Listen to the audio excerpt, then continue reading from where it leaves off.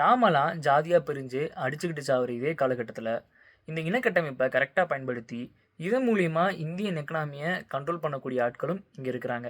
கில்லி படத்தில் ஒரு சீன் வரும். நாட்டை மழை கிடையாது, விவசாயம் கிடையாது, ஏழைங்க துட்டு இல்லாம கஷ்டப்படுறாங்க. ஆனா உங்க கும்பல் கிட்ட மட்டும் துட்டு வந்துகிட்டே இருக்குது. எப்படி செட்டு? உங்களுக்கு கஷ்டம் இருக்கிற வரைக்கும் நம்ம கையில காசு இருக்கும். நாங்கெல்லாம் உசார் ஆயிட்டோம்னா நாங்க ராஜஸ்தானுக்கே போயிடுவோம். ராஜஸ்தான்ல இருக்கக்கூடிய மார்வார்ங்கிற பகுதியை பூர்வீகமாக கொண்ட இனமக்கள் தான் இந்த மார்வாரிஸ். மார்வார் பகுதியில் பஞ்சம் வரும்போது இந்தியாவில் இருக்கக்கூடிய பல முக்கிய நகரங்களில் போய் இவங்க குடிபெயர்றாங்க. அங்கே போய் இவங்களுக்குள்ள ஒரு நெட்வொர்க்கை கிரியேட் பண்ணுறாங்க. அந்த நெட்வொர்க்கை பில்ட் பண்ணி இவங்க பிஸ்னஸ் பண்ண ஆரம்பிக்கிறாங்க. மார்வார் அப்படிங்கிற ஒரு இன நம்பிக்கை மூலியமாக இந்த நெட்வொர்க்கை பில்ட் பண்ணுறாங்க. இவங்களுக்குள்ளேயே பிஸ்னஸ் பண்ண ஆரம்பிக்கிறாங்க. ஹோல்சேல்லேருந்து ரீட்டைல் வரைக்குமே இவங்களுடைய செயின் ஆஃப் நெட்வொர்க்ஸ் இருக்கும். இந்த நெட்வொர்க் மூலியமாக இந்தியாவில் இருக்கக்கூடிய டாப் கம்பெனிஸ் லிஸ்ட்டில் இவங்க இருக்கிறாங்க.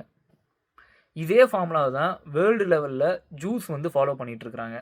நாமளும் ஒரு காலகட்டத்தில் இதே ஃபார்முலா யூஸ் பண்ணி தான் வேர்ல்டு பூரா நம்ம ட்ரேட் பண்ணிகிட்டு இருந்தோம். ஆனால் இன்றைக்கி நாம் பிரித்தாளும் சூழ்ச்சி மூலியமாக நமக்குள்ளே அடிச்சுக்கிட்டு சாகுறோம்.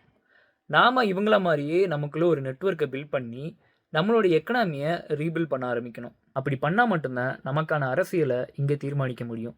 ஏன்னா எக்கனாமி யார் கண்ட்ரோலில் இருக்கோ அவங்க சொல்கிறத அரசாங்கம் கேட்கும். நமக்குள்ளே எப்படி ஒரு நெட்வொர்க்கை க்ரியேட் பண்ணி நாம் வளரலாங்கிறத நெக்ஸ்ட் வீடியோவில் போடுறேன். Let's connect and grow together.